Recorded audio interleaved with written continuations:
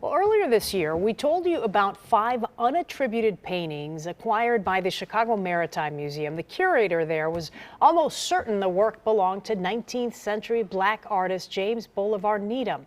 Few know about his work, though. Maritime's curator is working to change that. And WGN photojournalist Audrey Haynes follows along the work of the remarkable artist as it's uncovered.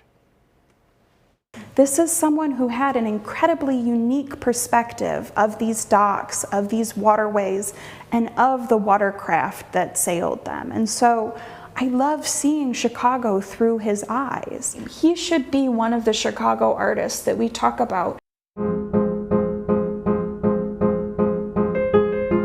James Bolivar Needham was born in 1850 in Chatham, Ontario. That's a region of Ontario that was called the Black Mecca. It was considered the end of most of the routes for the Underground Railroad. We don't know much about his family history. He ends up as a teenager working as a deckhand on the Great Lakes. And in 1867, after the Civil War is over, he ends up settling permanently here in Chicago.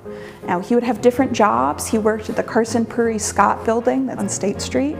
And eventually in 1893, he would be part of the team that painted and decorated the buildings at the Chicago World's Fair.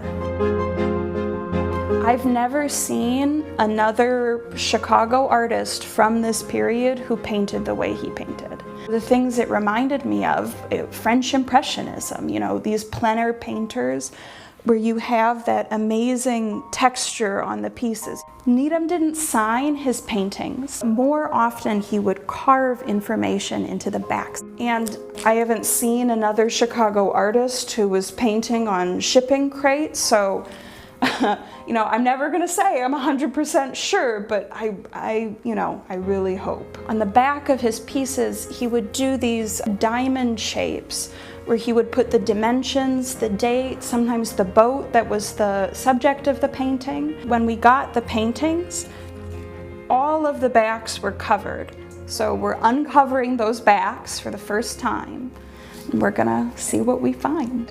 These are modern frames, that's why I'm touching them without gloves. So I'm just gonna make a very slight cut to the top of the paper, and I'm gonna tear it off.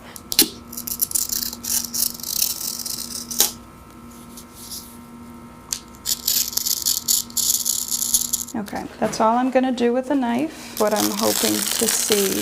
Wow.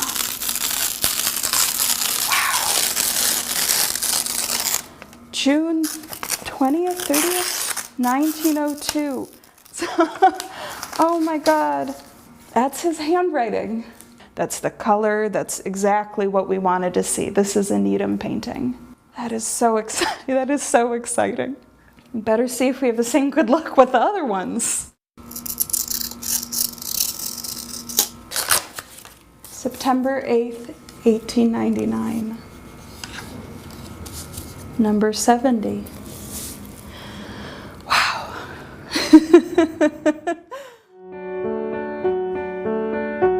There's so much more to learn about him, and I'm so excited that these paintings are going to help us do that. We don't know how many other pieces are out there. We don't know how many other Needham pieces were framed in a way where someone doesn't know they have this Chicago treasure in their house. One of James Bolivar Needham's paintings was included in an exhibition in May of 1895. He was the only artist who was singled out. Needham wrote to the art critic who had just published a rave review of his work, calling him one of the best people working in America. He was very self-deprecating. He doesn't understand why anyone would travel to learn their art. That why would you go across oceans and deserts to sit on a pile of bricks when you could sit on a pile of bricks here? And that philosophy comes through so well in his pieces 120 years later. I would love to see Needham finally get the reception he should have had in 1895, for him to finally be, you know, a household name. It is sad that he didn't get that recognition in his life, but you know, he was also an artist who seemed to paint because he was compelled to. He had that need that he saw in everyone to create art.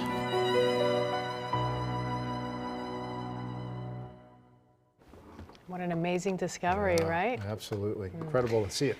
Well, the curator says that she is determined to learn more about the artist and share, of course, his story. Needham, by the way, just a little bit of background, died in 1931 from smoke inhalation after trying to rescue his paintings from a studio fire. The paintings will be on display at the Chicago Maritime Museum through December. Great work to Audrey for bringing that to us.